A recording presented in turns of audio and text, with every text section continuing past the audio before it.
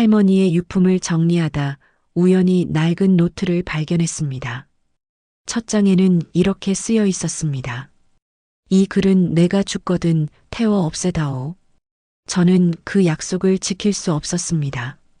그 안에는 할머니가 60년간 아무에게도 말하지 못했던 충격적인 비밀이 담겨 있었기 때문입니다. 강은혜 씨는 18살에 강원도 깊은 산골로 시집왔습니다. 그때부터 지금까지 60년 그녀의 하루는 새벽 5시에 시작되었습니다. 부엌에서 나는 소리가 마을 첫 번째 소리였습니다. 쌀 씻는 소리, 된장찌개 끓이는 소리, 그리고 시어머니가 깨어나기 전까지의 잠깐 동안만 들리는 은혜 씨의 한숨소리. 며느리는 말없이 일해야 하는 거야. 시어머니 박순덕 씨의 말이었습니다. 은혜 씨는 고개를 끄덕였습니다. 20, 30, 40을 넘어서도 그 말을 잊은 적이 없었습니다. 하지만 말하지 못한다고 해서 마음까지 침묵할 수는 없었습니다. 은혜 씨에게는 비밀이 있었습니다. 밭일을 마치고 돌아오면 저녁 준비가 기다렸습니다. 시아버지와 남편 그리고 아이들까지 7명의 식사를 차리고 설거지를 마치면 밤이 깊어졌습니다. 그때서야 은혜 씨만의 시간이 시작되었습니다. 작은 서랍 맨 아래 숨겨둔 얇은 공책을 꺼냈습니다. 손때 묻은 볼펜으로 조심스럽게 글을 적었습니다. 오늘도 참았다. 내 마음은 어디에 있을까? 짧은 문장이었지만 은혜 씨에겐 유일한 숨구멍이었습니다.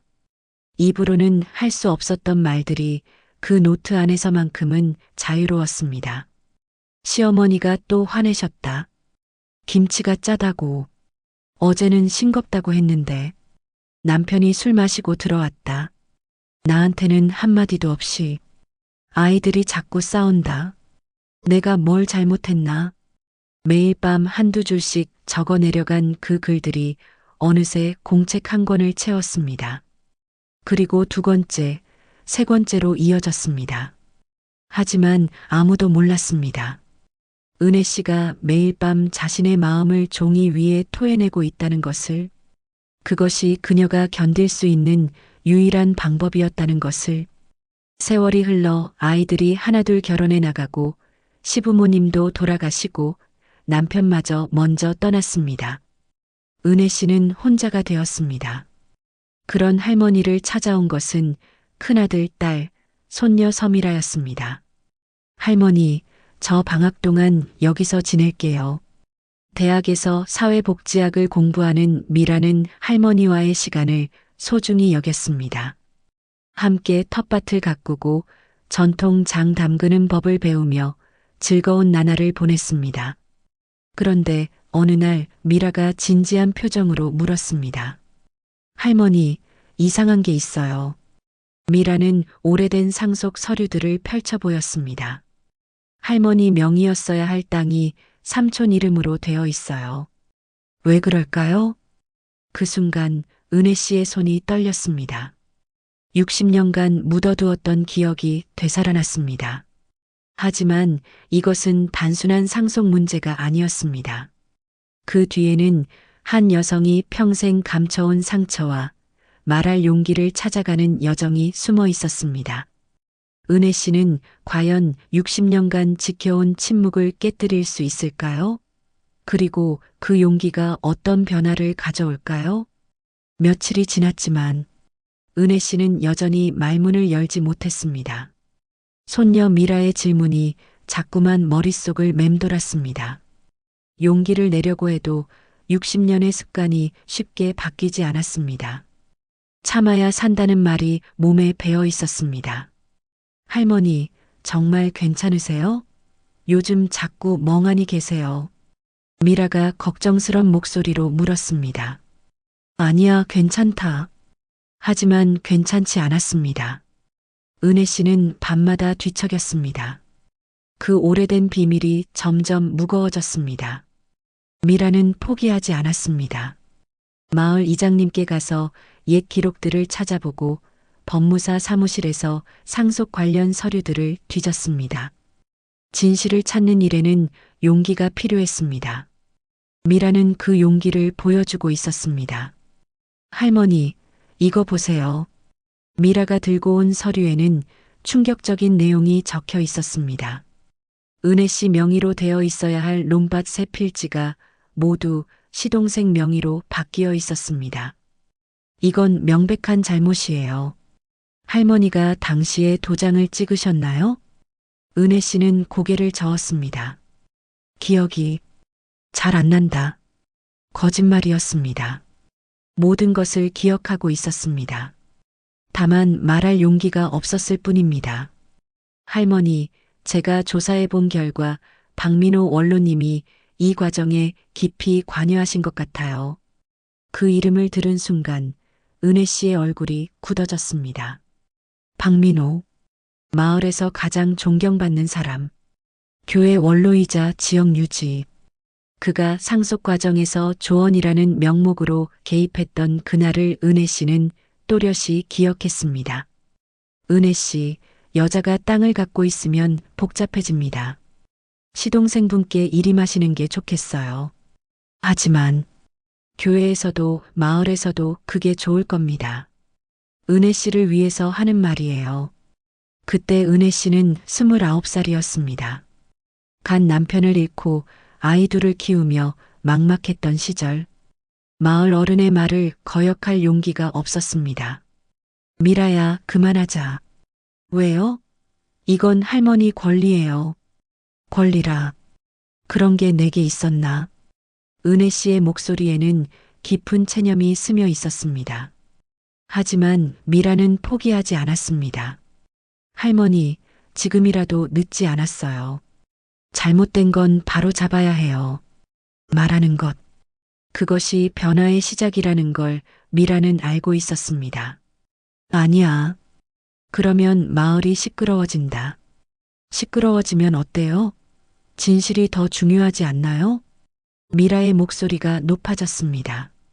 할머니의 체념적인 태도가 답답했습니다. 그날 밤 할머니와 손녀는 서로 등을 돌리고 잤습니다. 은혜 씨는 어둠 속에서 중얼거렸습니다. 내가 말하면 정말 달라질까? 다음 날 아침 둘 사이에는 어색한 기류가 흘렸습니다. 은혜 씨는 평소보다 일찍 밭에 나갔고 미라는 혼자 남아 더 많은 자료를 찾아봤습니다. 그러던 중 미라는 중요한 사실을 발견했습니다. 박민호 씨가 관여했던 상속 사건이 할머니 한 것만이 아니라는 것을. 용기는 전염됩니다. 한 사람이 입을 열면 다른 사람도 따라서 말하게 됩니다. 할머니만의 문제가 아니에요. 이제 미라의 마음속에는 단순한 가족 문제를 넘어선 더 큰 의지가 타올랐습니다. 진실은 반드시 밝혀져야 한다는 신념이 생겼습니다. 은혜 씨는 잠들기 전 다시 오래된 노트를 펼쳤습니다. 그 안에는 60년간 쌓인 속마음들이 빼곡히 적혀 있었습니다. 체면 때문에 참았다. 겁이 나서 말하지 못했다.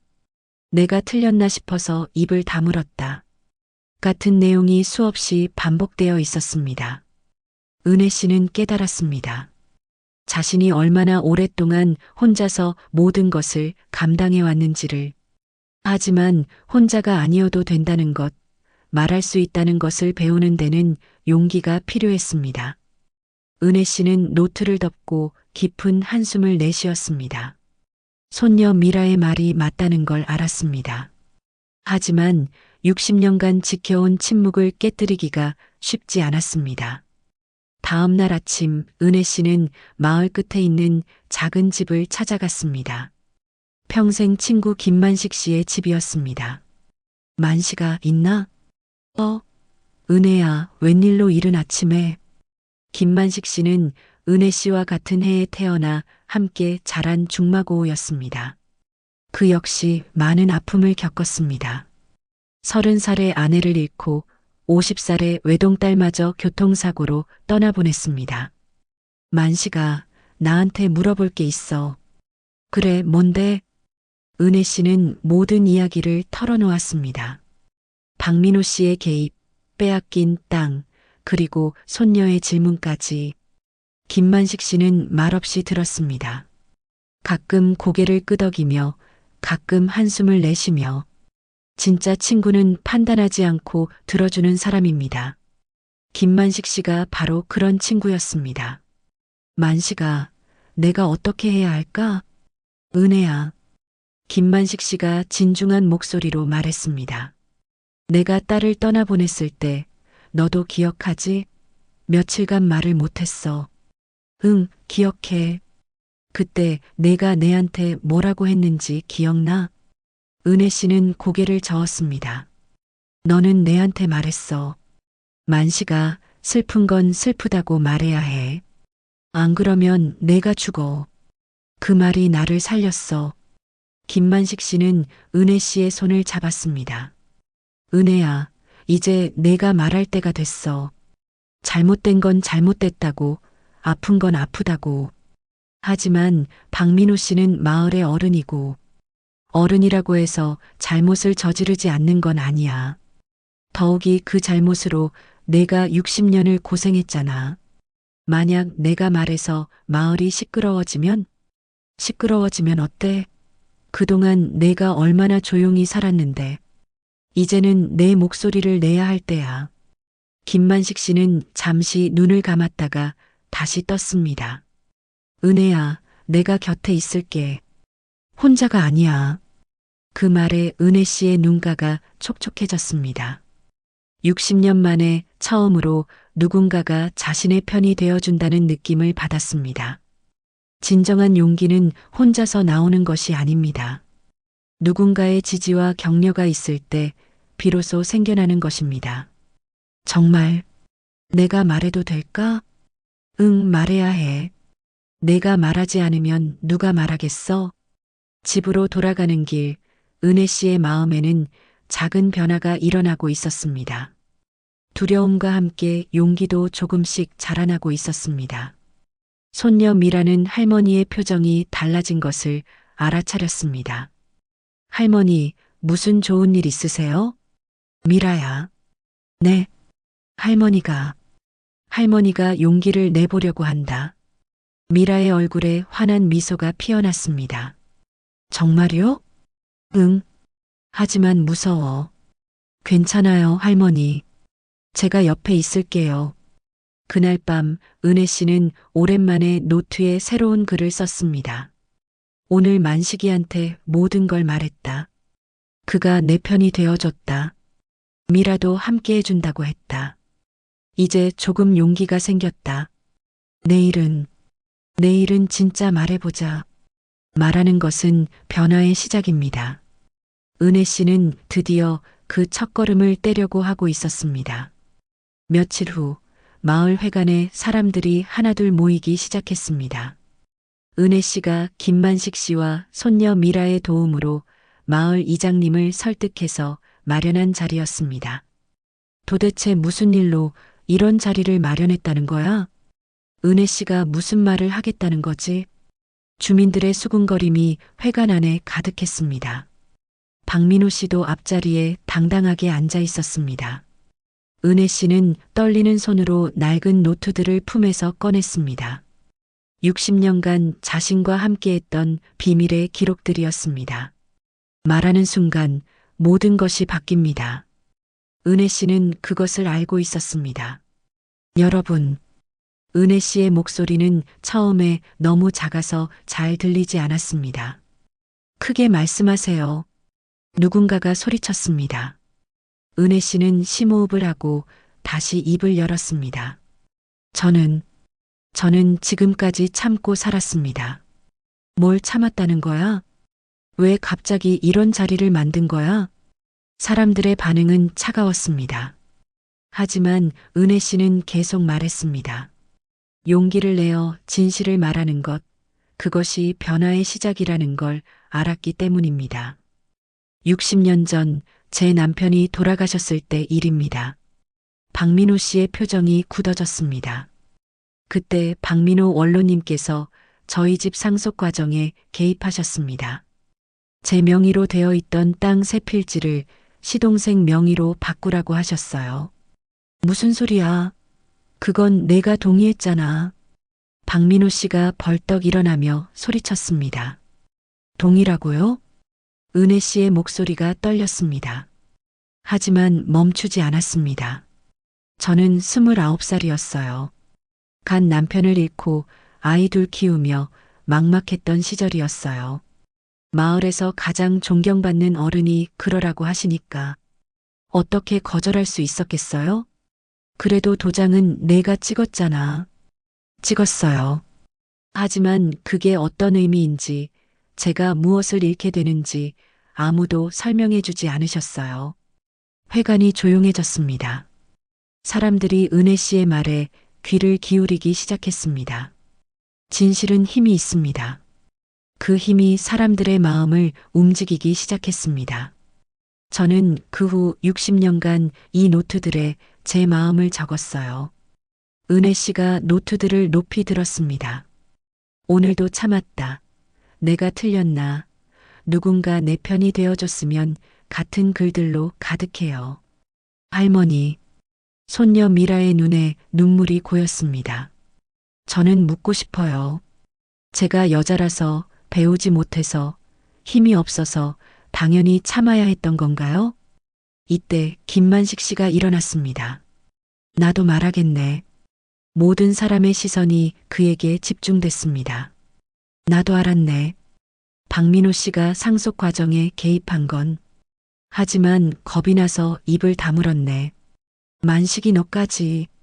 아니야, 이제는 말해야겠어. 김만식 씨의 목소리는 단호했습니다. 우리가 언제까지 겁에 질려 살아야 하나? 잘못된 건 잘못된 거라고 말해야지. 용기는 전염됩니다. 그때 뒤쪽에서 한 할머니가 일어났습니다. 나도 비슷한 일을 당했네. 저도요. 저도 그런 일이. 하나둘씩 증언이 이어졌습니다. 박민호 씨의 얼굴은 점점 창백해졌습니다. 이건 말도 안 돼. 박민호 씨가 소리치며 회관을 나가려 했습니다. 하지만 문 앞에서 발걸음을 멈췄습니다. 손녀 미라가 울먹이며 외쳤습니다. 이건 우리 가족만의 문제가 아니에요. 마을의 문제예요. 모두의 문제예요. 그 순간 회관 안의 분위기가 완전히 바뀌었습니다. 처음엔 의심스러워했던 사람들이 점점 은혜 씨의 편에 서기 시작했습니다. 은혜 씨 말이 맞네. 우리가 너무 오랫동안 참고 살았어. 이제는 바뀌어야 해. 박민호 씨는 결국 자리에 주저앉았습니다. 그의 권위는 그날로 무너졌습니다. 은혜 씨는 마지막으로 말했습니다. 저는 용서할 거예요. 하지만 잊지는 않을 거예요. 그리고 다시는 이런 일이 일어나지 않도록 우리 모두 지켜보겠어요. 회관의 박수가 울려 퍼졌습니다. 60년 만에 은혜 씨는 자신의 목소리를 되찾았습니다. 그리고 그 용기가 마을 전체를 변화시키기 시작했습니다. 그날 밤 은혜 씨는 노트에 적었습니다. 오늘 나는 말했다. 무서웠지만 해냈다. 혼자가 아니었다. 이제 진짜 내 삶이 시작되는 것 같다. 말하는 것은 기적을 만듭니다. 은혜 씨가 그 기적을 일으킨 것입니다.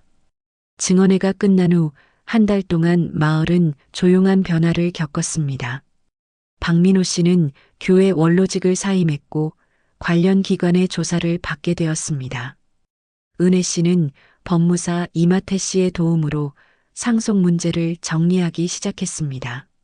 쉽지 않은 과정이었지만 이번에는 혼자가 아니었습니다.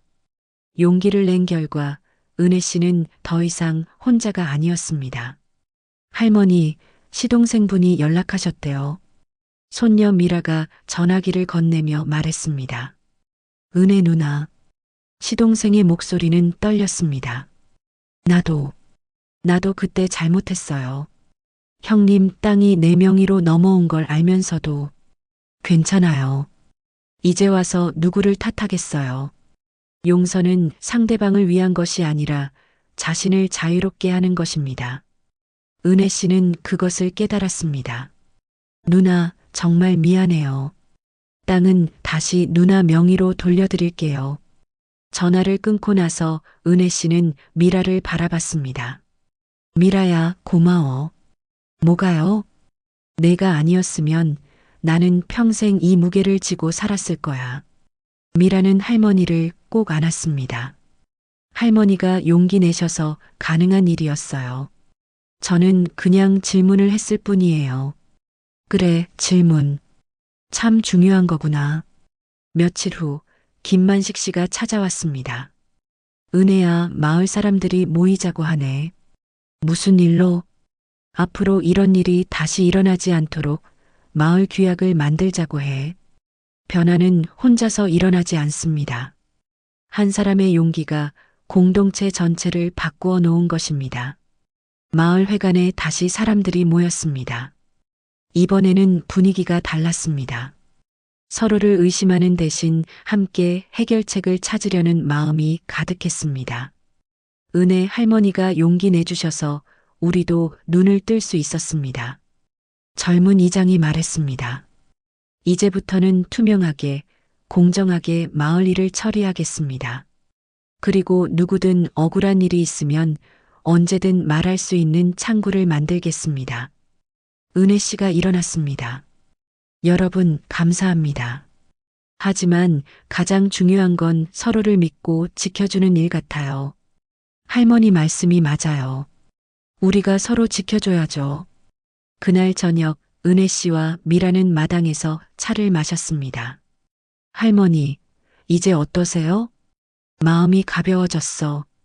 60년 만에 처음으로. 그 노트들은 어떻게 하실 거예요? 은혜 씨는 잠시 생각했습니다. 보관할 거야. 내 상처의 기록이 아니라 용기의 증거로. 용기의 증거. 응. 그리고 너한테 물려줄 거야. 숨기지 말고 당당하게 살라고. 미라는 고개를 끄덕였습니다. 네, 할머니. 저도 숨기지 않고 말하는 삶을 살게요. 다음 날 아침 은혜 씨는 노트에 마지막 글을 썼습니다.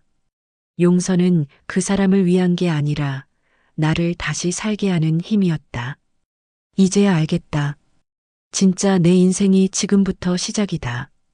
햇살이 마당에 따스히 스며들었습니다. 손녀 미라는 서울로 돌아가기 전 물었습니다. 할머니, 논문에 할머니 이야기를 써도 될까요? 그래, 많은 사람들이 알아야 할 이야기니까. 이제는 부끄럽지 않아.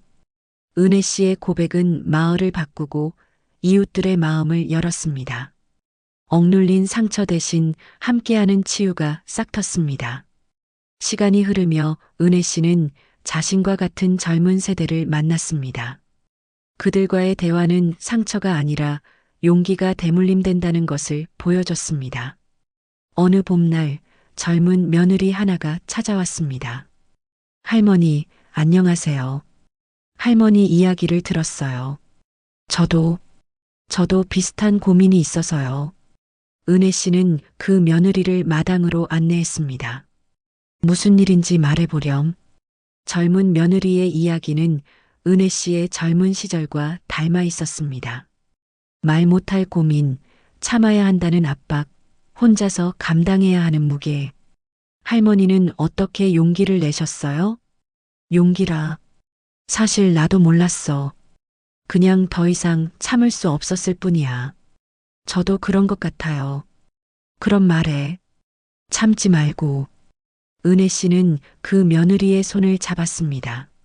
나는 60년을 참았지만 너는 그럴 필요 없어. 지금 말해. 그 순간 한 세대의 눈물은 절망이 아닌 희망으로 바뀌었습니다. 공동체 센터에서는 매주 이야기 모임이 열렸습니다. 은혜 씨는 그 모임의 자연스러운 리더가 되었습니다. 할머니, 오늘은 무슨 이야기를 해주세요? 오늘은 용서에 대해 말해볼까? 용서요? 응. 용서는 상대방을 위한 게 아니야. 나를 자유롭게 하는 거지. 은혜 씨의 말에 사람들이 고개를 끄덕였습니다. 미워하고 원망하는 건 결국 나만 아프게 해. 그걸 내려놓으면 비로소 내 삶이 시작돼. 쉽지 않아요, 할머니. 그렇지. 나도 60년이 걸렸으니까. 사람들은 웃었고 그 웃음은 모두를 편안하게 했습니다. 몇 달 후 은혜 씨는 인근 도시의 무대에서 첫 강연을 했습니다. 안녕하세요. 저는 강은혜입니다. 그의 목소리는 작았지만 강렬한 울림을 남겼습니다. 강연을 들은 청중은 말했습니다. 저도 용기를 내보겠습니다. 제 어머니께 꼭 들려드리고 싶어요. 사람들의 반응을 보며 은혜 씨는 깨달았습니다. 자신의 아픔이 이제는 다른 사람들의 희망이 되고 있다는 것을. 그날 밤 은혜 씨는 다시 노트에 적었습니다. 60년간 참았던 이야기가 이제는 다른 사람들의 힘이 되고 있다. 늦었지만 진짜 내 인생을 사는 것 같다. 창밖에 별빛이 반짝였습니다. 은혜 씨는 그 별빛을 바라보며 조용히 웃었습니다. 용기는 전염됩니다. 한 할머니의 작은 용기가 마을을 바꾸고 세대를 이어주고 희망을 만들어낸 것입니다. 혹시 여러분도 마음속에 꺼내지 못한 이야기가 있으신가요? 댓글에 남겨주세요. 누군가에게 큰 용기가 될 수 있습니다. 은혜 할머니처럼 진심을 나누는 것, 그것이 변화를 만드는 첫걸음입니다. 이 영상이 마음에 와닿았다면 좋아요로 응원을 보내주시고 구독과 알림 설정도 부탁드립니다.